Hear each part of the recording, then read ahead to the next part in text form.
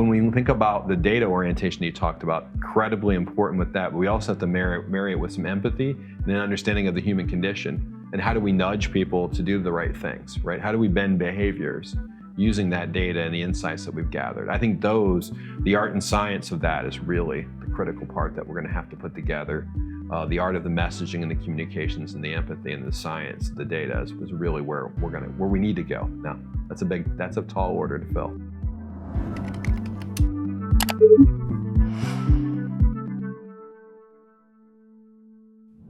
Hello, healthcare. We are here at HMPS 2021. Happy to be back on the floor and participate in another session this year. So what we're doing is we're focusing in on a lot of the key themes around consumerism, marketing technology, and the various things that healthcare leaders are doing here to make it easier for people to access and afford care and engage with their patients.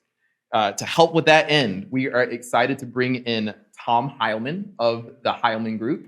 The Hileman Group is over a lot of patient engagement and patient outreach operations for organizations like the Cleveland Clinic, Vanderbilt, Baylor Scott and White.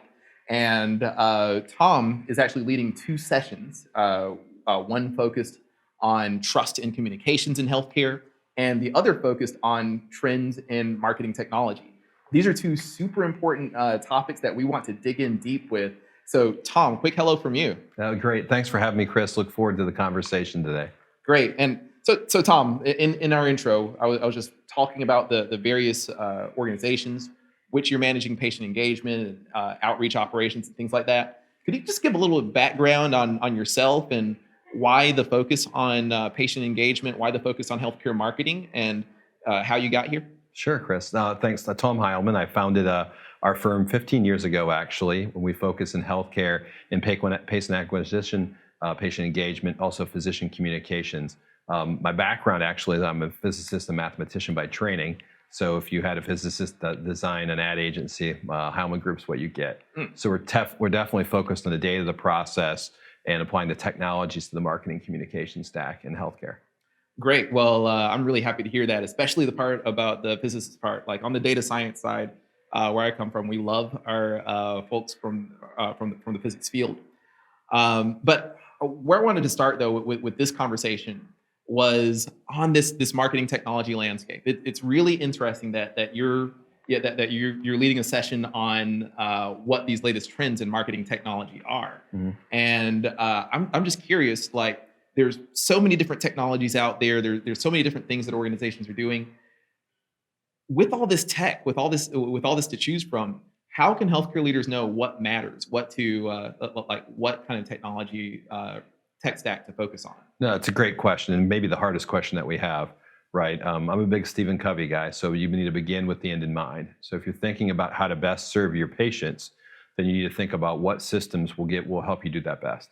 Typically, it breaks down into a few areas. One, you have to know the patient, right? So that's a customer data platform, whether that be a CRM platform or a CDP. There's different ways to go after that, but you need some central system to manage that data information around the patient. The second thing that you always need is some way to engage with the patient. So that typically is going to be some kind of marketing automation or our tech stack that's focused on the outreach, whether it's social, whether it's email, whether it's the variety of channels, whether acquisition through that. And then finally, I should say finally, two pieces. One, data. You need some way to look at all that data and then analyze it. And I think perhaps the most important thing we'll see in the next 5 years is going to be, what do we do with all that data and those analytics? How do we take action from that? And so the artificial intelligence, machine learning that goes over that data to make it effective, and then to have personalized and tailored communications that are important to the patient. I think that's what we'll see the next 5 years to be. I love it. So you're couching it in terms of, we have to know our patient, we have to be able to act, and then from all the data that's generated in those processes, the outreach we do, the campaigns that they engage with, and then the services that people eventually engage to, right. There needs to be a way to look at that perspective holistically. And scale, right? So we can't, if we have a health system that's serving millions of patients, right? We can't do this one campaign or one program at a time, right? So one of my clients, Paul Mattson, always challenged me, Tom, how do we do this? How do we do this at scale? There are lots of great campaigns and ways to engage patients, but how do we do it at scale, and how do we make it personal, right? And how do we make it measurable? And how do we reach them where they are? So you really have to think about, how do we make a scalable platform for this? Because in the future, consumers today expect massive personalization, right? When they deal with Amazon, they deal with Netflix, those folks know and anticipate their needs often, right? People expect that in healthcare. Why can't my healthcare system know and anticipate what my healthcare needs are going to be, and then pay that off through personal and actual communications? So that kind of leads to a question, like we're seeing these consumer expectations being focused around, well, I don't want to receive a communication that has nothing to do with me. Like there's just like, Right. I don't have the attention span for anything that is like not immediately relevant to me, that's not going to work for me. So could you talk about, like, with these growing expectations, what are some near-term trends that you might be covering in this session? Yes, no. So the consumerism is there, right? And we either, as in healthcare, embrace it, or people are going to come in and compete in our space. So the Walmarts and the CVSs and the Walgreens, right? So we have to. The demand is there. So some of the trends that we see, one is really strength in data management. People understand that they have a very fragmented world of data and a lot of stovepipes of systems that are not integrated at all, maybe not even a common description of what a patient is in terms of those data attributes. I think the other piece that is really starting to evolve is a lot of the AI and machine learning on that to kind of uncover the trends in how we should be interacting with the patient. So for instance, like we have healthcare, no one has more data about a customer than healthcare does. No one does, right? But yet we don't use it all that well, right? We sometimes hide behind HIPAA or these things. Not that compliance isn't important, but we have to be able to tailor our communications to those folks. So I think the data management platforms are big, and with the compliance platforms, making sure that we're handling the data well as we should in a trusted manner. And then two, the ability to analyze that and take action. So that AI machine learning space is really what was going to be pushing that forward. So when we're talking about data management, we're talking about not just like doing outreach, but then understanding how we should be crafting our communications, how we should be crafting our engagement based on behaviors and things like that that we've observed, right? Yep. So zooming in, are there any kind of examples or any stories that you might have around maybe some insights that that otherwise wouldn't have been uncovered without that data perspective? Well, I think what we aren't really doing well as health organizations today is providing our patients with personalized communications that they can take action on.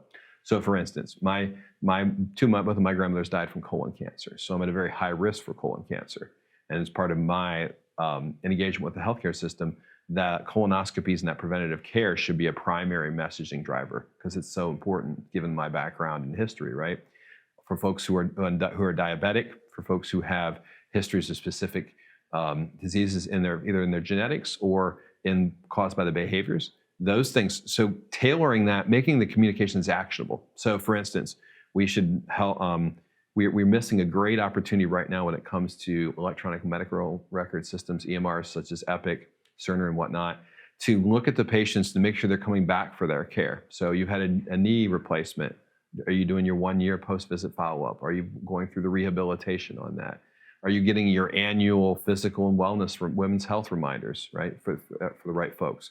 To get folks to come back, mammography, colonoscopy, all these things in preventive care that are largely, and especially with COVID being impacted heavily, 40 to 50% less, depending on whose statistics you look at, cancer diagnoses were last year in 2020.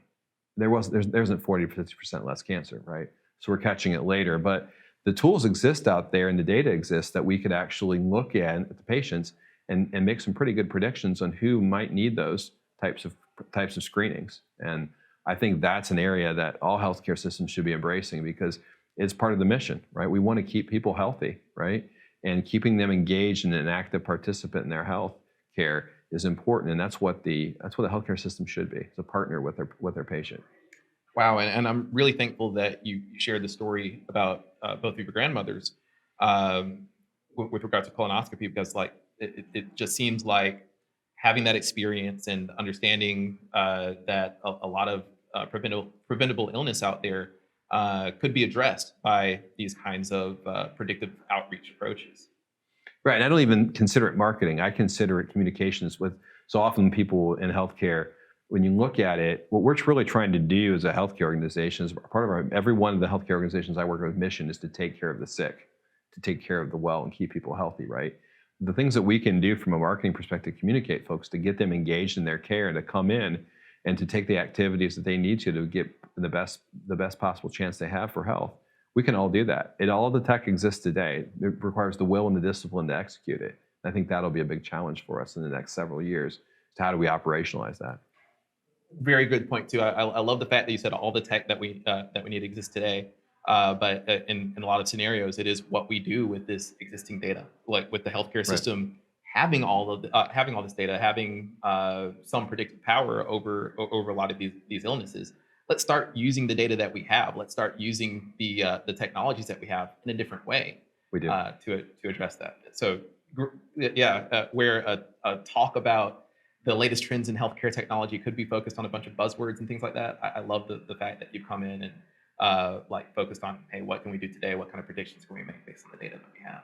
No, I think thank you. I think it's a challenge for all of us right now. We have health organizations have a myriad of issues, right? They have obviously under enormous stress today from COVID and what that's done to operations and focus, and for good reasons, right? Now we have it as we kind of hopefully pivot forward on that. We have the opportunity to kind of reinvent ourselves, and that trust is solidified with our patients right now of what the value of healthcare brings. I know it's some caregivers may not feel that way right now. It's a pretty rough caregiving environment, but I think in general our society has seen what healthcare and what biomedical sciences can do for us in pharma with the vaccinations, right? And now I think we're at an inflection point where we have that trust and we have that position that we can really drive health forward. Because what choice do we have? We can't keep doing what we're doing. We can't keep doing what we're doing, and now we're seeing examples, right? Like you talked about how fast we were able to come out and propagate vaccines. You also earlier in the conversation mentioned how other people that are really good at the consumer experience and the know me experiences that already have CDPs, and that's like endemic in their operations in retail and technology, they're coming into this space. So that kind of makes me wonder. Like a long time ago, there was a mix of healthcare systems that may or may not have had websites, for example, but now it's kind of make or break. If you don't have a web presence, then you're absolutely dead.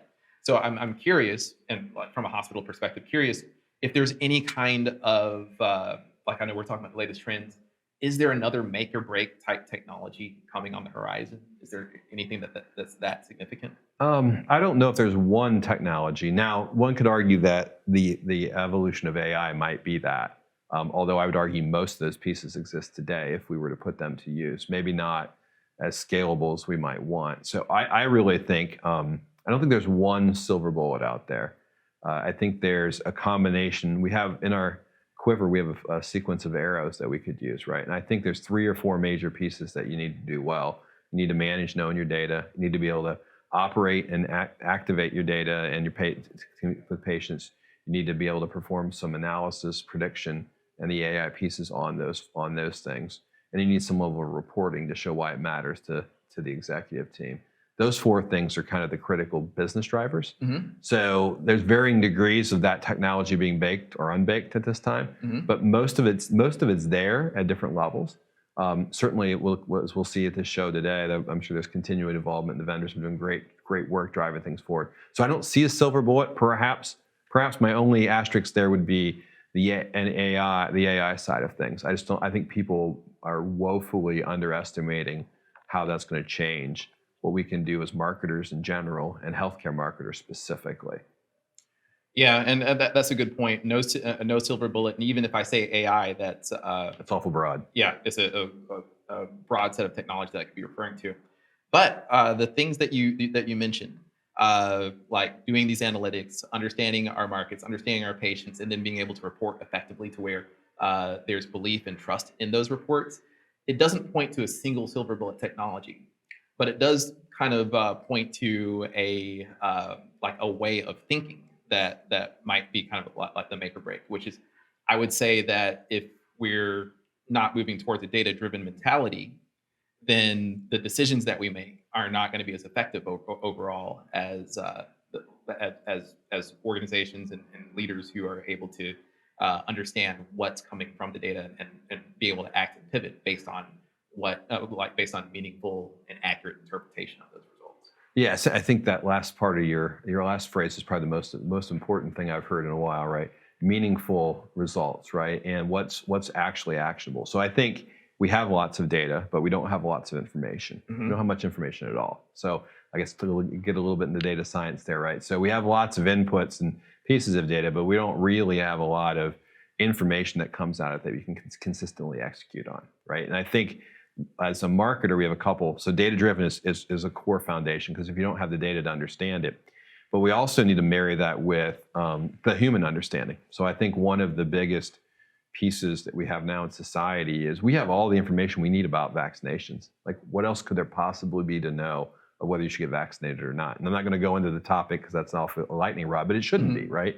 The data is all there. The data is there, the information there, it's spoken, right? It's a settled topic from a science perspective, but not a societal perspective.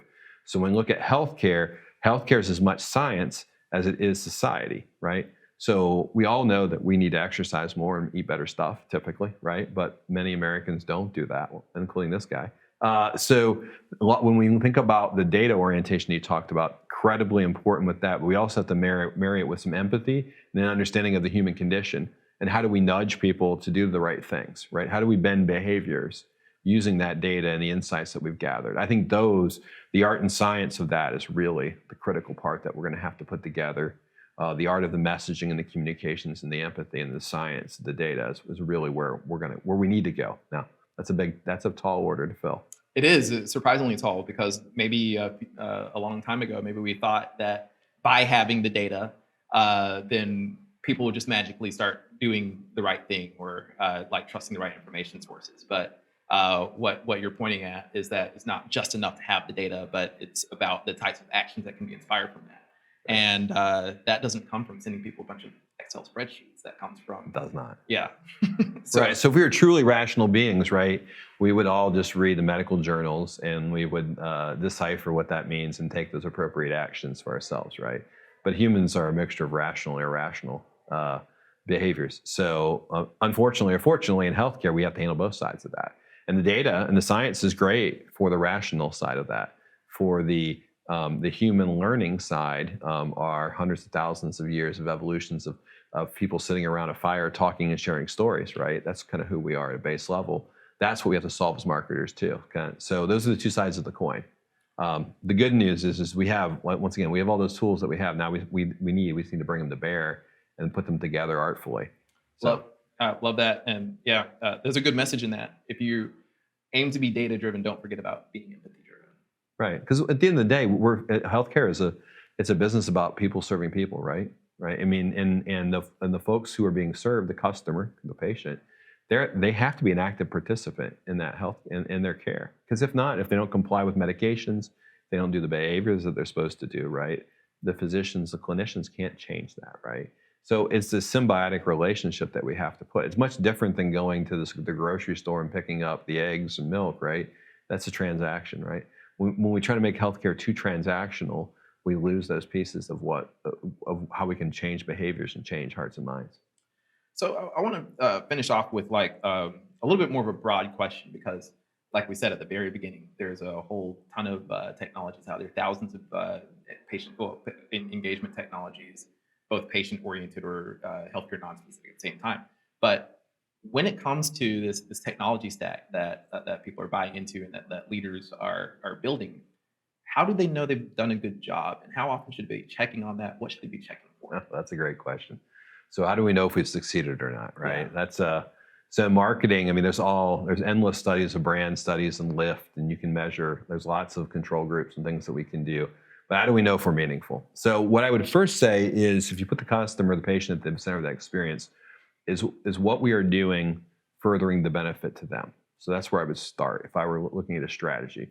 So the communications that we put together, whether it's around general health and wellness, whether it's specific service line disease condition, whether it's community engagement, the ways that we're doing the outreach, does it all further our ability to reach the patient? Right. So if you can't answer with a hell yeah on that, then we probably are missing something, right? So you look at that. So if it's not hell yeah, it's hell no, right? So that's the first thing I would measure. Are we reaching our patients, and can we say that resoundingly, right? And if we do, then what are we reaching them with, right? So the messaging. So I think a lot of healthcare organizations, and Sue Maury's going to talk about this, and when we're presenting later today, is the messaging strategy and that framework that we build, that you need to build, the hierarchy of explaining. You have to say, if I've learned anything in leadership, you can't say anything once. You can't even say it 5 times. You probably need to say it 20 times. I don't know what the statistically accurate number there is, but so I would say if I were in leadership, I'd look, one, are we reaching the people that we're here to serve? So our stakeholders, are we really engaging them? And be honest with yourself, because the stakeholders of most large health systems are a variety of people along a continuum of different communities, local, and many overlooked, right? And so I think there's an opportunity there. Are we really engaging our entire community that we care for? That's where I'd start with. 2, with the activities that we're doing, are we delivering a message that's consistent to those folks and it's meaningful to our patients, right? So you have the audience, you have the message, and then in classic marketing, the call to action. What do you want to do that? Are we enabling folks to take action in that? Those are the kind of the 3 things I would look at a very high level and broad perspective, how I would approach that general problem. And there's, of course, PR and comms, and there's all kinds of things that go into running a healthcare organization that are beyond just the patient. But at the end of the day, that's really our mission, right? It's really to serve the patients in the community that we exist in. And for almost every healthcare provider in the U.S., it's about serving the patient. If we think and we architect what we do around those, I don't think we can go wrong. We may not be as efficient as we need to be, Chris, but as long as we're in the right direction, approximately the right direction, we'll get there someday, right? Indeed, and that's something that we can really think about rallying behind, especially if we're buried in like reports on clicks and various things that that might represent little nudges, little trickles towards what we're ultimately getting at. Like I like your the 3-part structure that you put out, because like everything that we measure should still ultimately be answering that question on whether or not we're serving the population effectively. Right. I mean, at the end, it's the center of all marketing, right? Marketing is about influencing human behavior, right? And so if you think about that, you have to know who you're talking to. You have to be able to speak to them in terms that they understand and embrace, and then you need to be able to get action taken, right? That's kind of what we always do, how we influence in marketing, no matter what we're doing. Healthcare marketing is no different, although it's a different space in terms of human behavior and very personal and real risks, as opposed to buying a watch or buying a car, right? Your healthcare is the most personal and risky purchases you'll ever make in your entire life. And you'll often only infrequent. You'll only have to think about a joint replacement. I guess you have 2 knees once or twice, I guess, but not very often, right? So these are very risky, very hard to understand to the layperson procedures and decisions they have to make that are incredibly important, right? So I think that's the banner we have to hold as marketers. How do we help people through all of that? Well, Tom, I really appreciate the message that you shared today. I do like the idea that within healthcare marketers, you're not just focused on getting people to watch a bunch of YouTube videos or getting them to binge watch Squid Game or what have you. So yeah, there's a much higher calling that folks have. Appreciate you sharing that message with us. And for the folks that want to reach out and discuss more about that message or ask you any other questions, what's the best way to get in touch? Certainly, we have the website, hilemangroup.com. LinkedIn's a great place. LinkedIn / Tom Hileman. Or you can email me at tom@hilemangroup.com as well. All right, Tom. Well, I really appreciate you and looking forward to seeing your talk. Great. I appreciate it. Thanks for having me on. All right, no problem. Take care. If you want more of the latest from healthcare's thought leaders, subscribe using the button below. Or you can visit hellohealthcare.com to get updates directly in your email.